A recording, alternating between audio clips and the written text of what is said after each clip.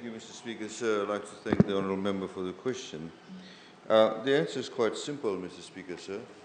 The Code of Conduct Bill actually has not been approved by Parliament.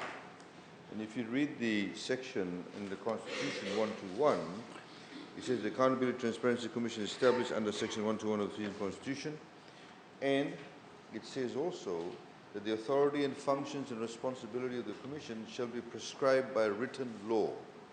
It's 1218 and 1219. A written law shall provide the Commission with the jurisdiction, authority, and powers to receive and investigate complaints against permanent secretaries and all persons holding a public office. Mr. Speaker, sir, the Code of Conduct Bill, which I hold up in my hand, is with the committee.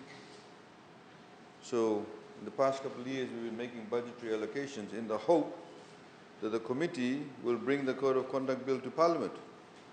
And in the event it gets approved, then actually we'll have the budgetary allocation for the Commission to start its work.